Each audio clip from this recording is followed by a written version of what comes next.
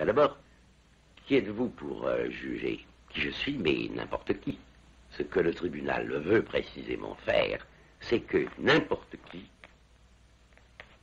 soit concerné, que n'importe qui puisse apprécier d'une manière juridique, en fonction d'un certain nombre de lois internationales que nous n'inventons pas, qui existent, la politique américaine. Vous savez que Luther disait « tous les hommes sont prophètes ». Eh bien, en somme, tous les citoyens doivent être capables de juger, d'apprécier. Tous les citoyens ont le droit de juger d'un point de vue juridique et légal la politique d'un gouvernement parce qu'elle les concerne. Non pas seulement aujourd'hui dans le loi de mort la leur, mais celle de leur gouvernement, mais étant donné qu'il n'y a qu'un monde, celle de tous les gouvernements.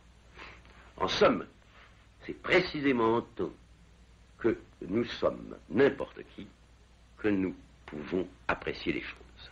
Ça veut dire, il y a des lois internationales, nous ne les inventons pas. Il y a des lois établies par la Convention de Genève, par le pacte de Briand-Kellogg. Il y a des lois auxquelles les Américains ont mis eux-mêmes la main, c'est-à-dire les statuts de Nuremberg qui ont permis de juger les coupables. Qui étaient les Américains pour juger ces coupables?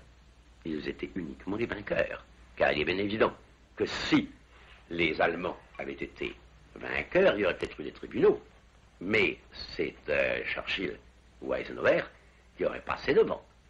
Donc, la force ne donne pas la légalité. Et ce qui a précisément entaché le procès de Nuremberg aux yeux de beaucoup de gens d'irrégularité, c'est qu'au fond, il était fondé sur la force, sur une victoire. Ce qu'il y a au contraire dans notre cas, c'est que nous n'avons aucune force. Nous n'avons aucun pouvoir. Je vous le répète, c'est ça le caractère des intellectuels. Et nous ne pouvons pas donner de sanctions, nous ne pouvons pas décider que nous allons châtier tel individu ou tel groupe d'individus, parce que ce serait absurde, nous n'avons pas les moyens. Mais ce que nous avons le droit de faire, c'est de dire, vous, impérialistes, qui avez fait des lois générales et internationales pour, contre certains aspects que peut prendre une guerre, tombez-vous ou non sur les lois que vous avez fait vous-même.